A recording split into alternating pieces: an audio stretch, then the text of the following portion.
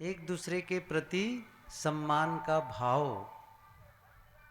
मन की शांति, एक दूसरे की गलतियों को क्षमा कर देना, ये दिखाई नहीं देती है, लेकिन इसका महत्व भी जीवन में उतना ही है जितना दिखाई देने वाली चीजों की है। और कभी कभी दिखाई देने वाली चीजों से भी बढ़कर इसका महत्व है। ये मैं कहना चाहता हूं कि दिखाई देने वाली चीजों से भी बढ़कर इनका महत्व है। जैसे जीवन भोजन के बिना नहीं चलता है। सबसे ज्यादा महत्वपूर्ण और प्राथमिक आवश्यकता प्रथम क्या है? जो हमारी बेसिक नीड्स हैं उनमें से है भोजन। अच्छा, भोजन कितनी बार करते हैं हम लोग? भोजन कितनी बार करते हैं? सामान्यतः मान के चलो 2 से 3 बार, सुबह, दोपहर और शाम को या रात में। कितने समय लगते हैं भोजन करने में? यदि इसको हम जोड़ना चाहें और 20-20 मिनट का समय तीनों समयों को दें, तो 20-20 मिनट 3 बार भोजन किए तो 24 घंटे में 1 घंटा भोजन में लगता है। यदि मैं ये कहूँ 24 घंटे में 1 घंटा भोजन कर लें तो 23 घंटे भोजन की जरूरत नहीं है। प्रेम कितने घंटे चाहिए? विश्वास कितने घंटे चाहिए? कोई कहेगा 1 घंटा प्रेम चाहिए, बाकी समय लड़ाई झगड़ा से चलेगा। ऐसा नहीं है। 1 घंटा सम्मान चाहिए, बाकी समय अपमान से चलेगा। भोजन 1 घंटा यदि आप कर लेते हैं तो आपका काम पूरा हो जाता है, लेकिन प्रेम और विश्वास हर समय चाहिए। एक दूसरे के प्रति सम्मान हर समय चाहिए, शांति हर समय चाहिए। इतना महत्वपूर्ण है। लेकिन जो चीजें दिखाई देती हैं, परिश्रम उसी के लिए लोग करते हैं। जो दिखाई नहीं देती है उस पर ध्यान नहीं देते। क्या मानते हैं? हमारे पास बहुत धन हो जाएगा तो ये तो अपने आप आ जाएगा। ऐसा नहीं होता है। आप पैसे से प्रेम नहीं खरीद सकते हैं। कहीं जाकर के आप प्रेम खरीदेंगे? कोई प्रेम देता है? कोई विश्वास देता है? और आपस के रिश्तों को बनाए रखने के लिए यह बहुत महत्वपूर्ण है। देखिए, मैं एक उदाहरण दूं कि कैसे आपके भोजन से भी कई बार बढ़ करके यह प्रेम हो जाता है। एक आदमी था, काम में गया था, लौटा, थका था, भूख लगी थी, और जैसे ही घर में प्रवेश करता है और पुकारता है वहीं से, मुझे अपनी श्रीमती से पुकारता है और कहता है मुझे भूख लगी है, भोजन दो, मुझे भूख लगी है, जल्दी भोजन दो। तो उसकी श्रीमती क्या बोलती है भीतर से? मैं तुमसे प्रेम करती हूं। मांग रहा है भोजन, बोल क्या रही है उत्तर में? मैं तुमसे प्रेम करती हूं। तो वो व्यक्ति ने समझा कि शायद मेरी आवाज वहां तक नहीं पहुंची होगी, या पहुंची होगी तो स्पष्ट नहीं पहुंची। तो उसने थोड़ा सा लाउडली, जोर से बोला, अरे मुझे भूख लगी है, भोजन दो। अच्छा, उसने भी जोर से बोल दिया। क्या बोल दे? मैं तुमसे प्रेम करती हूं। अब आदमी संभाल तो नहीं पाएगा ना, आप लोग भी नहीं संभाल पाएंगे। वो फायर हो गया, नाराज हो गया एकदम। एक तो भूख लगी है और जब भोजन मांग रहा हूं तो क्या बोल रही है? मैं तुमसे प्रेम करती हूं। तब उस आदमी झल्लाते हुए, झुंझलाते हुए, नाराज होते हुए क्या कहता है? अरे तुम्हारे प्रेम में मारो गोली, मुझे भोजन दो। ये बात सुन लेती है उनकी श्रीमती, गई किचन में, भोजनालय में, और वहां जाकर रसोई में से थाली कटोरी ले करके भोजन सजा लेती है और ले जा करके उसके सामने पटक देती है, ले खाओ। भोजन में स्वाद आएगा? क्यों नहीं आएगा? एक रिक्शे वाले से भी पूछो तो क्या कहता है, भैया इज्जत की 2 रोटी चाहिए। रोटी से पेट भरेगा कि इज्जत से भरेगा? समझ रहे हैं ना? वो दिखाई नहीं देती है। लेकिन हम अपमानित भोजन पसंद नहीं करते हैं, तिरस्कार पसंद नहीं करते हैं, हमारे साथ कोई झूठ बोले पसंद नहीं करते हैं। इसलिए हमें जीने के लिए वस्तुएं तो चाहिए ही, लेकिन वस्तुओं के साथ साथ हमें पवित्र भाव की भी जरूरत है। अच्छे संबंधों को बनाए रखने के लिए परस्पर प्रेम की जरूरत है। विवाह होता है और विवाह के साथ गृहस्थी की शुरुआत हो जाती है। गुरुदेव जी कहा करते थे, विवाह क्या है, किसे कहते हैं? उनका सूत्र है, विवाह विशिष्टम वहनम। विवाह विशिष्टम वहनम, विशिष्ट ढंग से वहन करना। वहन करने का मतलब होता है ढोना, लेकिन यहां का अर्थ है निभाना। पति पत्नी एक दूसरे को निभाएं, पति पत्नी को निभाए और पत्नी पति को निभाए। ये कैसे संभव होगा, कैसे निभा पाएंगे? जब आपस का प्रेम होगा।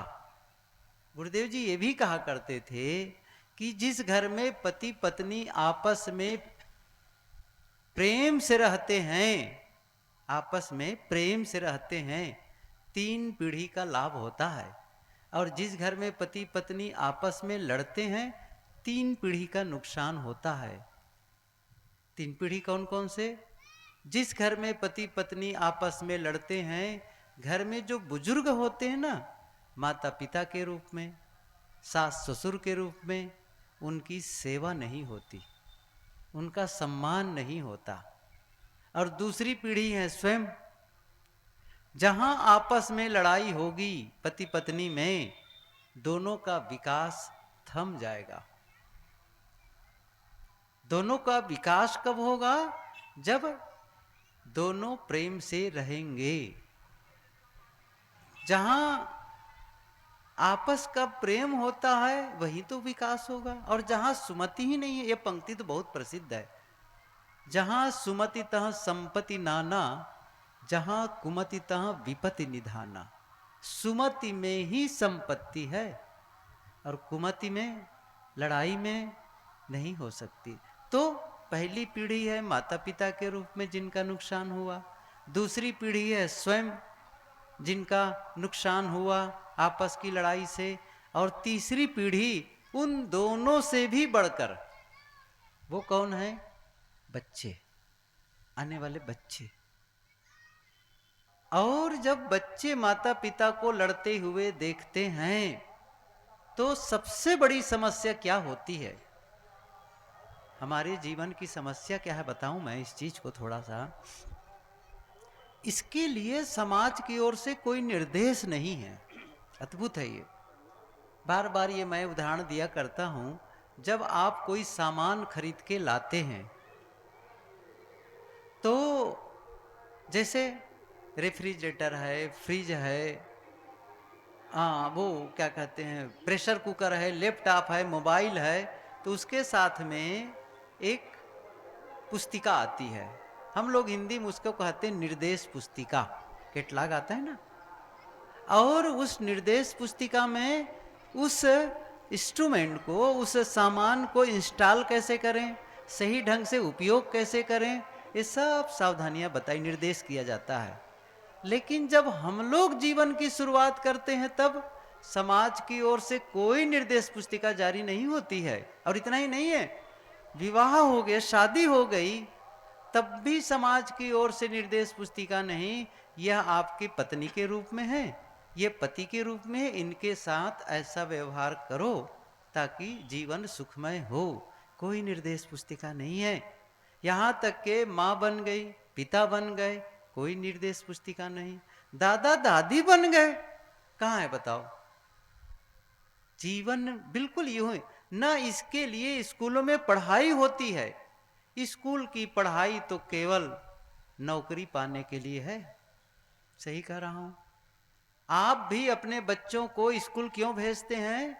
ये अच्छी पढ़ाई कर ले, अच्छी नौकरी पा जाए और ज्यादा पैसा कमाने लग जाए। बच्चों से जब पूछता हूं क्यों पढ़ते हो, तो प्रायः यही उत्तर देते हैं। बहुत सारी बातें कहते हैं, लेकिन अंतिम बताता हूं, विस्तार नहीं दूंगा। क्यों?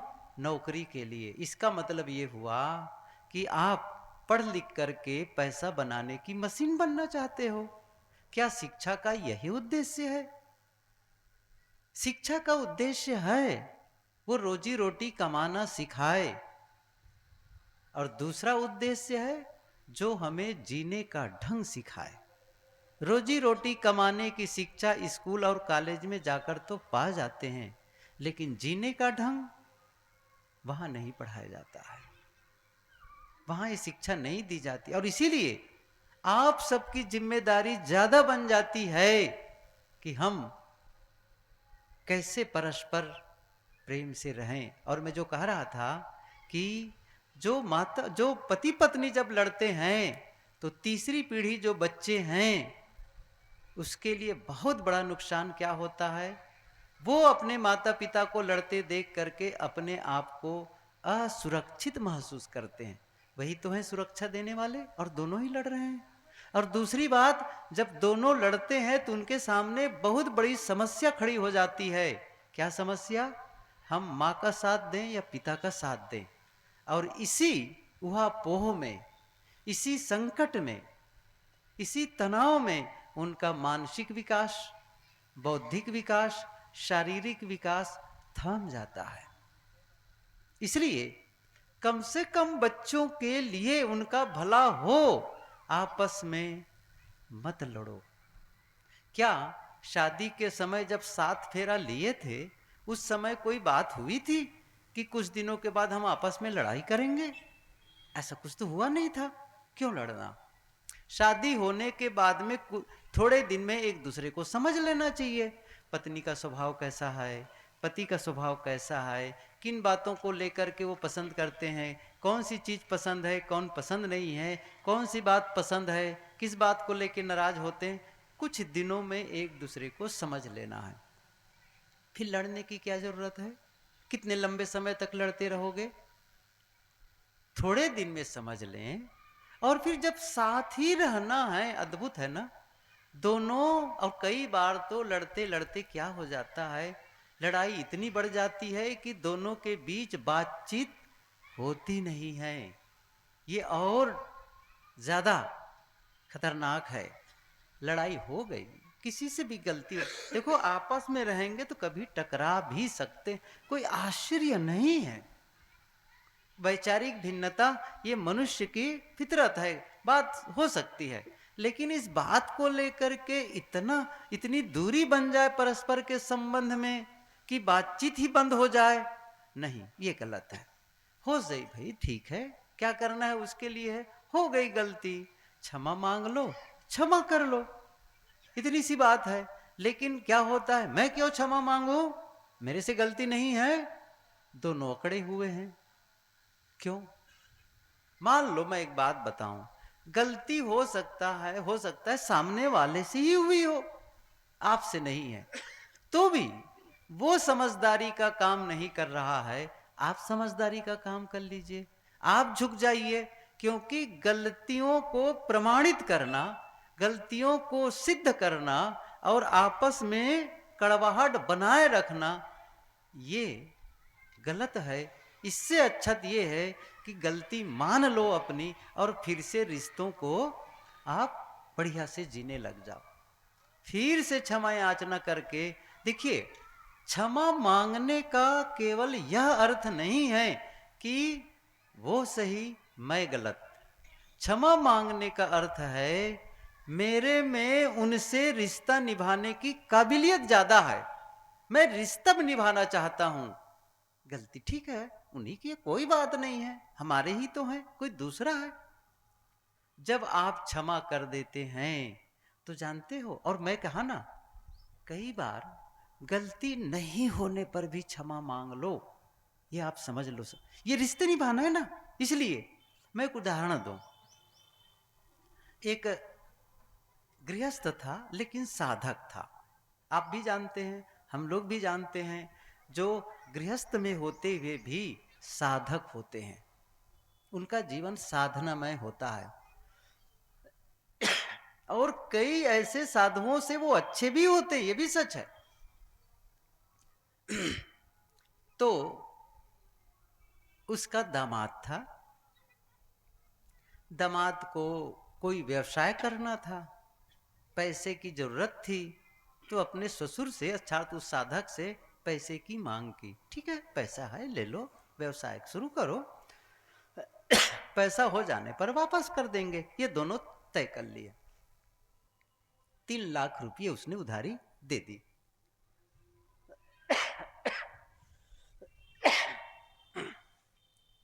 व्यवसाय करने लगा। ऐसा संजोग उसका व्यवसाय बढ़िया चल पड़ा, पैसे हो गए उनके पास, लेकिन पैसा लौटाना वह नहीं चाहा, नहीं लौटाया। इंतजार किए, कहे भी, लेकिन वो पैसा नहीं लौटा रहा था। अब ऐसी स्थिति में उनसे अनबन हो गई। अब ये साधक परिवार वालों से, जो रिश्तेदार होते थे, उनसे भी चर्चा करने लग गए। देखो जी, अमुक दामाद को पैसा दिया और वो पैसा लौटाता नहीं, जबकि उसके पास पैसे हो गए हैं। मित्रों से चर्चा करने लगा, और जब इसको चर्चा का विषय बना लेते हैं ना, तो हमारा वो चित्त का विषय बन जाता है। जब वो साधना में बैठता तो बातें आने लगती। एक दिन उसके मन में हुआ, इससे मेरी साधना ही डगमगा रही है, कैसे करूं? तो अपने जो संत थे, गुरु थे, उनके पास गए।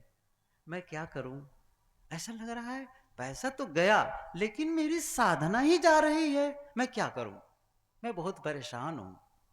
उन्होंने कहा, गुरु ने क्या कहा, एक काम करो, बाजार में जाओ, फल ले लो बहुत सारे, मिठाइयाँ ले लो बहुत सारी, और अपने दामाद के घर जाओ और उनसे क्षमा मांग लो। उसने कहा, पैसे मेरे गए, मेरी कौन सी गलती जिसमें आप कह रहे हैं क्षमा मांग लो? उन्होंने कहा, देखो, एक ही हाथ से ताली नहीं बजती है, दोनों हाथ से ताली बजती, गलती आपकी भी है। महाराज, आखिर मैं समझ नहीं पा रहा हूं, मेरी कौन सी गलती हो गई? पैसा देने का वादा किया था उसने, वापस कर देने का, पैसा दे नहीं रहा, इतने 10 साल हो गए, 15 साल हो गए, तो फिर मेरी क्या गलती है? उन्होंने कहा, देखो, उन्होंने पैसा नहीं लौटाया, गलती उनकी है। आपने क्या किया, आपकी गलती क्या है? इस बात को आप जगह जगह चर्चा का विषय बना रखे हो और उनकी बुराइयां गाने लग जाते हो। यह कि गलती नहीं है, और इसी बुराइयों के कहने से, चर्चा करने से तो शांत बने हुए हो। ये बात साधक के समझ में आ गई। सचमुच बहुत सारे फल लेकर, मिठाइयाँ लेकर, गाड़ियों में, अपनी गाड़ी से, 4 व्हीलर थी, गाड़ी लेकर के वो रात में करीब 9 से ज्यादा बज गए थे, 9 साढ़े 9 के लगभग, जब वो दामाद के घर गए। कितने साल के बाद गए हैं, 10 से 15 साल शायद हो गए थे, नहीं गए थे। दरवाजा खटखटाया। अब जब दरवाजा खटखटाया तो उस समय उसका दामाद, उसकी बेटी और उसके 2 बच्चे बिल्कुल भोजन के लिए डाइनिंग टेबल पर सब इकट्ठे थे, भोजन परसने की बात थी। जब दरवाजे से आवाज आई, खटखट की आवाज आई, तो उसका जो नाती था गया और दरवाजा खोला, और जैसे दरवाजा खोला तो अनायास चिल्ला पड़ा, नाना जी आ गए, नाना जी आ गए। न उसकी बेटी को विश्वास हुआ, न उसके दामाद को विश्वास हुआ, लेकिन वो तो जैसे दरवाजा खुला धड़धड़ा के आ गया और सीधे टेबल के पास जहां सब लोग इकट्ठे थे, अपनी मिठाइयाँ और अपने फल जो लाए थे उनके लिए रखे और कहा, बेटा मुझे क्षमा कर दो, मेरे से गलती हो गई। अब सोचो उसके ससुर क्या कह रहे हैं, उस लड़की की पिताजी क्या कह रहे हैं, कितने साल के बाद घर आए हैं उनके, वो पता है उनके दामाद को गलती तो मेरी है, इसके बावजूद वो क्या बोल रहा है, बेटा मुझे क्षमा कर दो, मेरी से गलती हो गई। इतनी बात सुन करके उसका दामाद उसके पैर पकड़ करके रोने लगा, पिताजी मेरे से बहुत गलती हो गई, मुझे क्षमा कर दो। और दोनों गले मिले, आंसू बहाए। अब जब उसकी पारी खत्म हो गई, अब बेटी की बारी थी। कितने साल के बाद पिताजी से मिलना हुआ था, वे भी लिपट करके रोने लगी। और इसी बीच वो दामाद चला गया कमरे में, अलमारी से पैसे निकाल करके लाए पूरे, और उसको रखते हुए कहते हैं, पिताजी ये रुपये आप रख लें। तब उसके वो साधक ने क्या कहा, वो जो सज्जन थे वो क्या कहते हैं, बेटा आज मैं इस कौड़ी के लिए नहीं आया हूं, और जिसके लिए आया था ना वह मुझे मिल गया, वो मुझे मिल गया, कितना राहत महसूस कर रहा हूं मैं, वो मुझे मिल गया।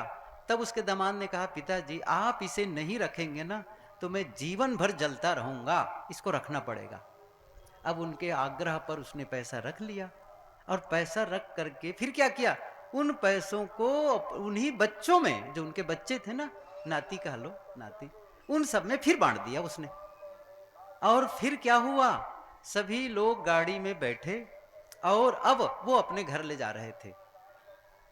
15 साल बाद बेटी अपने माँ से मिलने जा रही थी, भाभी से मिलने जा रही थी, और बच्चे अपने मामा से, नानी से मिलने जा रहे थे। और लगभग 11:30-12 बजे घर पहुंचे। वहां का माहौल अद्भुत रहा, सब लोग आश्चर्य, और एक दूसरे को देख करके रोने लगे, गले मिल करके। वो सारा विकार जो भीतर था ना, आंसू के रास्ते से बह गए। ये उदाहरण मैं क्यों सुना रहा हूं, गलती नहीं होने पर भी क्षमा मांग लेने से वे टूटे हुए रिश्ते फिर से जुड़ गए। हम केवल धन का ही महत्व देते हैं, नहीं, धन का महत्व है, उसको कोई नकार नहीं सकता है, लेकिन रिश्ते हैं इसी के लिए, तो रिश्तों को तो महत्व दो, क्योंकि रहना उनके साथ है, जीना उनके साथ है। गुरुदेव जी कहा करते थे, धन धन नहीं है, जन धन है। ये उनका सूत्र, धन धन नहीं है, जन धन है। असली धन कौन है, जन, मनुष्य, पत्नी के रूप में, पति के रूप में, माँ के रूप में, पिता के रूप में, बच्चों के रूप में, भाई के रूप में, सास और बहू के रूप में। इसे आप धन माने, उसका धन कभी बिखर जाए, कभी खो जाए, कोई बात नहीं है, आप तो ठीक है ना, आप सही रहो बस। जिस दिन आप व्यक्ति के महत्व को समझेंगे, उस दिन ऐसा नहीं कि धन नहीं आएगा। आप क्या कह रहे हैं, जहां आपस का प्रेम होता है ना, वहीं तो धन आता है, अभी मैं कहा था। और जहां आपस में संघर्ष होगा, वहां तो धन दूर चला जाएगा। इसलिए आपस का प्रेम, प्रेम क्या है, देखो, जैसे आप दीवार बनाते हैं, और जब दीवार बनाते हैं तो ईंटों को जोड़ने के लिए गारा का उपयोग करते हैं। किसका गारा, सीमेंट और बालू का, ताकि वो ईंट को आपस में जोड़े रखे। ऐसे ही मनुष्यों को जोड़े रखने वाला गारा होता है प्रेम और विश्वास का।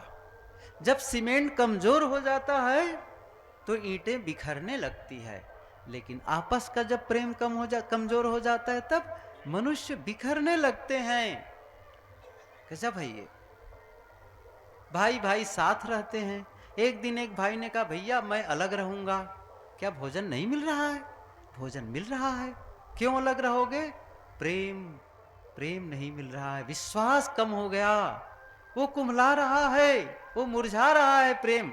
और प्रेम की स्थिति क्या है, पौधे की तरह है ये, पौधे को सींचते जाओ सींचते जाओ, हरा भरा बना रहता है, और जब सींचना बंद कर देते हैं तब पौधा कुम्हलाने लगता है, मुरझाने लगता है। ऐसे ही प्रेम को भी सींचना पड़ता है, प्रेम को सींचते जाओ तो हरा भरा बना रहता है, प्रेम को सींचना बंद कर देते हैं, वह भी मुरझाने लगता है, वो भी कुम्हलाने लगता है। कैसे पता चले, यही तो बात है। मैंने कहा ना, स्कूल की पढ़ाई करते हो तो स्कूल की परीक्षा पास करते हो, जीवन की पढ़ाई करते हो तो जीवन की परीक्षा पास करते हो। जीवन की पढ़ाई होती ही नहीं है। जीवन हमें संकेत भेजता है, इंडिकेट करता है। जैसे आपकी गाड़ी इंडिकेट करता ना, इंडिकेटर लगे होते हैं सामने, स्पीड कितनी है, टेम्परेचर कितना है, फ्यूल कितना है, सब बताता है। और उस फीडबैक जो मिल रहा है उसके आधार पर आप वहां एक्शन लेते हैं। जीवन भी संकेत भेजता है, लेकिन जीवन का संकेत समझे तब तो। क्या संकेत भेज रहा है? आपस का प्रेम कैसे कम हो गया, कैसे जानते हैं? वो है आपस की हंसी चली जाती है, आपस की बातचीत कम हो जाती है। गुरुदेव जी कहा करते थे जिस घर में 24 घंटे में एक बार हंसी का कहकहा, आपस में बैठ करके बातचीत करते समय ठहाके मार के हंसते हैं, समझ लो प्रेम की धारा बह रही है और आपस की हंसी चली गई है। हंस हंस कर जब पति पत्नी आपस में हंस हंस के बातें करते हैं, तब समझो प्रेम के रस बह रहा है। और जब आपस में हंस नहीं पाते, बहुत कम बातें होती हैं, तब समझ लो धारा सूख रही है। इसलिए प्रेम की पुनर्स्थापना चाहिए, फिर से सींचो। अरे ऐसा नहीं हो जाएगा अपने आप, यही हम लोग नजरअंदाज कर देते हैं। शादी हो गई जी, हो गई, बस हो गया, ऐसे थोड़ी होता है। क्या कोई व्यक्ति वस्तु है क्या? आप कोई सामान खरीद के ले आए, जैसे मोबाइल ही मान लो, खरीद के ले आए, मान लो उसको 15 दिन बंद रखे, उपयोग में नहीं लाए, 16वें दिन जब उपयोग करोगे तो मोबाइल शिकायत नहीं करेगा, इतने दिन तक तो मुझे देखे नहीं, आप क्यों देख रहे हो, ये नहीं कहेगा। लेकिन आपस में देखो जरा से, 4 दिन बातचीत ना करो, घर में रहो, काम से जाओ फिर आ जाओ, कोई बातचीत ना करो, पत्नी खुश होगी? नहीं हो सकती है। बच्चे खुश होंगे? नहीं हो सकते हैं। इसलिए क्या करना है? आपस में, मैं सींचने की बात कह रहा था, सींचने का मतलब क्या होता है, कैसे सींचते हैं प्रेम को? एक बात बताऊं मैं। एक होता है भावनात्मक अकाउंट, सेमी अकाउंट आप जानते हैं ना, बाजू में बैंक है, सब जानते हैं। बचत खाता, बचत खाते में पैसा आप जमा करते जाते हैं, जमा करते जाते हैं, और समय पड़ने पर वहां से विड्रॉल करते हैं, आप वहां से पैसा निकाल लेते हैं। बस ऐसे ही है भावनात्मक अकाउंट में, इसमें भी डिपॉजिट करना होता है, ये सींचना है। क्या डिपॉजिट कर, कैसे आप डिपॉजिट करते हैं? जब आप अपनों से, खास करके पति पत्नी हो, पिता पुत्र हो, सास बहू हो, कोई भी संबंध, भाई भाई हो, जब एक दूसरे के प्रति प्रेम करते हैं, एक दूसरे के प्रति सम्मान करते हैं उनका, और जो वादा करते हैं ना उसे निभाते हैं, इसको आप समझे जरा से। हमारा विश्वास कब टूटता है? विश्वास टूटता है झूठ बोलने से। आपने वादा किया था मैं अमुक सामान ला दूंगा या अमुक समय मिलूंगा, आपको वहां ले चलूंगा, अब आशान्वित है, फिर कहते नहीं मैं ऐसा नहीं कर पाऊंगा, या फिर आपने बताया नहीं उनको, वादा को आप नहीं निभाए। कैसे टूटता है बताऊं? जैसे शीशा टूट जाता है, बस ऐसे ही है। विश्वास, झूठ बोलने से विश्वास, वो पुरानी कहानी सुने होंगे गडरिये वाली, जिसने चिल्लाया ना, किसानों के बीच भेड़ चरा रहा था, बकरियां चरा रहा था, भेड़ चरा रहा था, और क्या सोचा कि चलो पता करूं कहीं ऐसा तो नहीं कहीं भेड़िए आ जाएं, तब तो मेरे भेड़िए आया, भेड़िए आया, किसान आ गए डंडा लाठी लेकर के, तब हंस दिया वो, अरे मैं अंदाज लगा रहा था आप लोग आएंगे कि नहीं। दूसरी बार फिर उसने वैसे ही किया, फिर किसान आ गए, सही है, 2 बार उसने धोखा दिया, झूठ बोला, और तीसरी बार जब सचमुच भेड़िया आया, तब अब आपके सच पर भी विश्वास नहीं होगा, क्योंकि विश्वास आपने तोड़ दिया। ऐसे ही है ये, आप जब विश्वास तोड़ देते हैं तो बहुत मेहनत लगती है, ऐसा नहीं कि नहीं आएगा, बहुत मेहनत लगती है, बहुत ही आपको पोलाइटली वार्ता करनी पड़ेगी, क्षमा मांगनी पड़ेगी, और ऐसा विश्वास पूर्ण कई काम करके बताना पड़ेगा, तब पुनः विश्वास आ सकता है, आ जाता है, आ जाता है। लेकिन बहुत मेहनत क्यों ऐसा करें, अपनों ही के बीच में क्यों ऐसा करें, अपने ही तो हैं। इसलिए आप क्या करना है, उसको समय दें, खास करके पत्नी के लिए समय दें, बच्चों के लिए समय दें, माता पिता के लिए समय दें।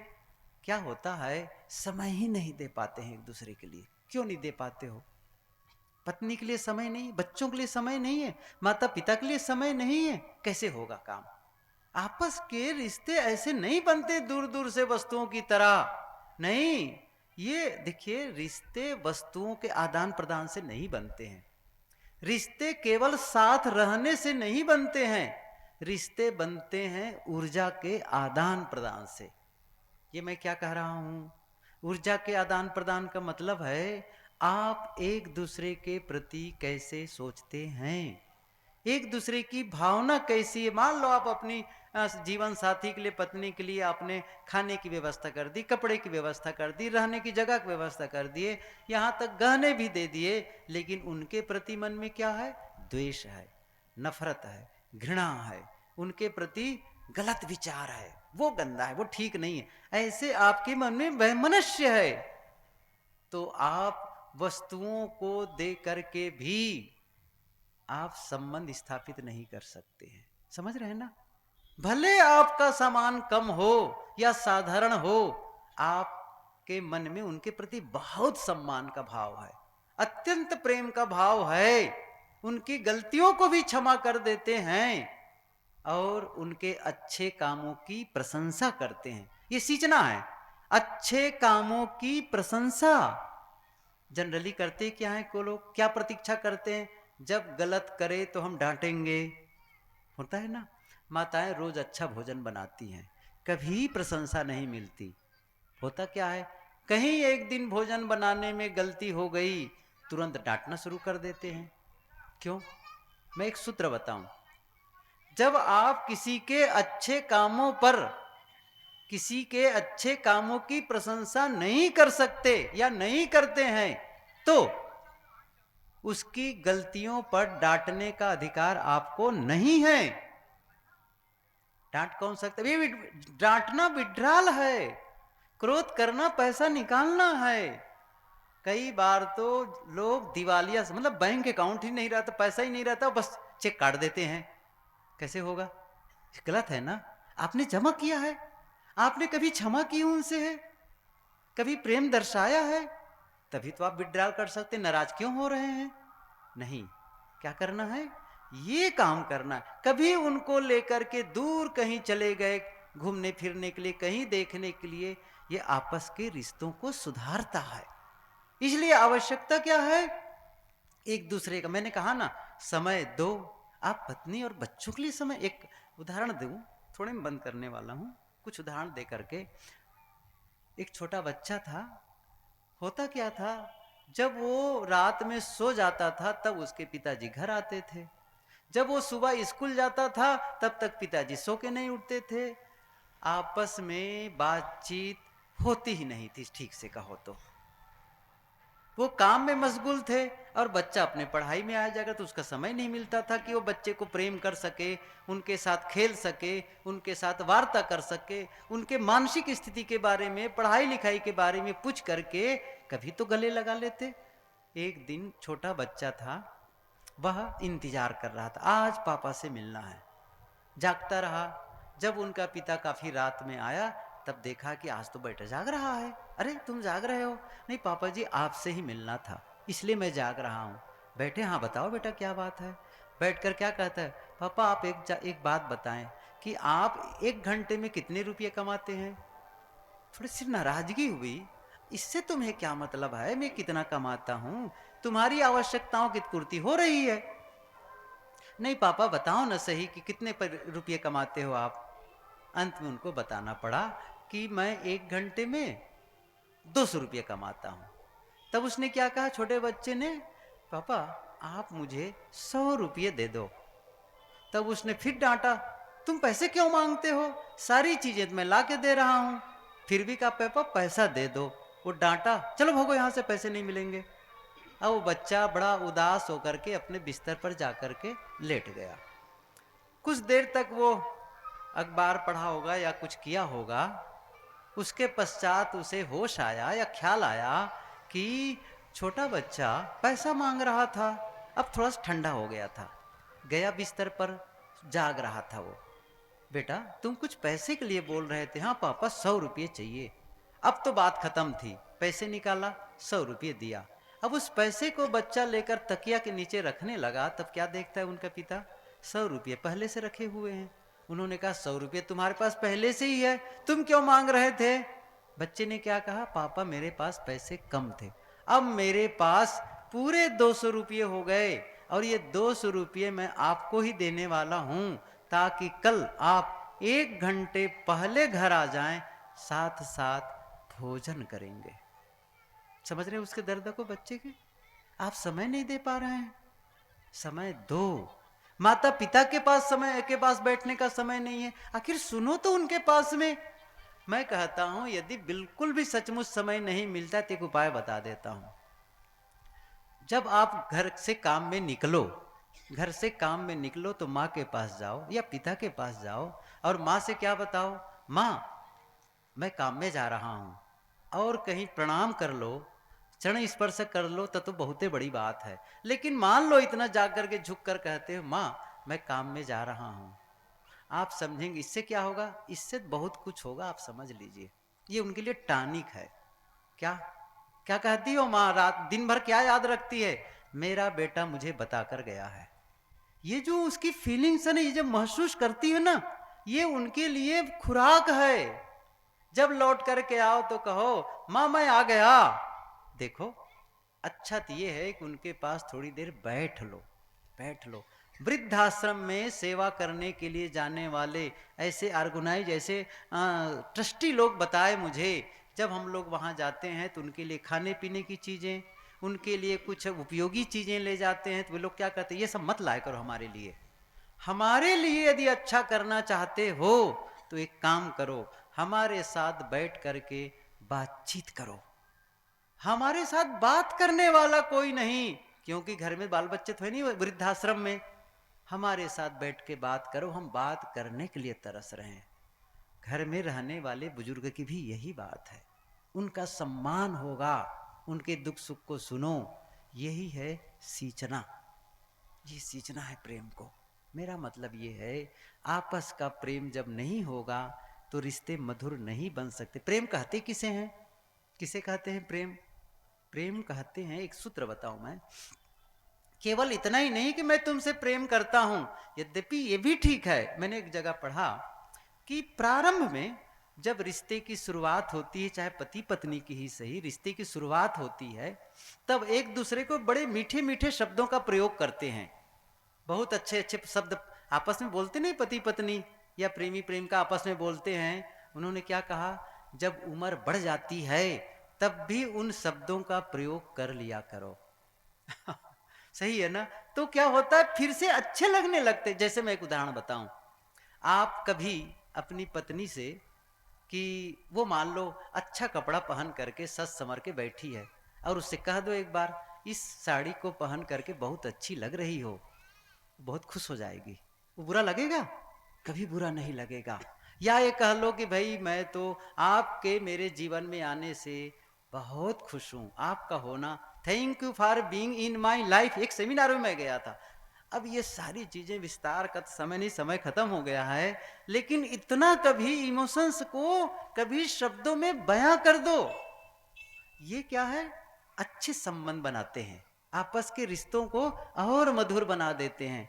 तो एक बात मैंने कही थी, प्रेम कहते किसे हैं? प्रेम कहते हैं दूसरे के हित की चिंता। ये ध्यान रखो। क्या कहा? दूसरे, केवल इतना नहीं कि मैं तुमसे प्रेम करता हूं, आई लव यू, ये भी ठीक है, कोई गलत नहीं है, बोल लिया करो, लेकिन केवल शब्दों से नहीं, दूसरे के हित की चिंता। कैसे? पत्नी चिंता करती है या पति चिंता करता है, मैं ऐसा कौन सा काम करूं, ऐसा कौन सा व्यवहार करूं जिससे मैं अपने जीवन साथी अर्थात पत्नी को अधिक से अधिक आराम दे सकूं, अधिक से अधिक प्रसन्न रख सकूं। और पत्नी भी यही चिंता कर रही है, दूसरे के हित की चिंता। कौन सा ऐसा व्यवहार करूं कि मैं अपने पति को अधिक से अधिक आराम दे सकूं और अधिक से अधिक खुश रख सकूं। यह सास बहू के बीच में, माता पिता के रूप में, भाई भाई के रूप में, ये जब चिंता करते हैं दूसरे के हित के लिए, तब वही प्रेम होता है। लेकिन जब हम कहते हैं मुझे अच्छा मिले, मुझे सम्मान मिले, मैं ज्यादा का हकदार हूं, ये स्वार्थ भावना प्रेम में खटास उत्पन्न कर देती है। नहीं, आपस का प्रेम, आपस की मधुरता, ये संबंधों को मधुर बनाते हैं। इसलिए गृहस्थी सुखद बने, और जब इस प्रकार के घर में माहौल होता है ना, तब आपका ध्यान, आपका चिंतन, आपका भजन भी बढ़िया होता है। आप रोज ध्यान करते हैं, लेकिन ध्यान करने के पहले कहीं पत्नी से लड़ाई हो गई और आप बैठे ध्यान में हैं, किसकी याद आएगी? उसी लड़ाई की। समझ रहे हैं ना? उसी लड़ाई की। इसलिए आपकी आध्यात्मिक साधना भी अच्छी हो, और इसके लिए भी व्यवहारिक पवित्रता की जरूरत है।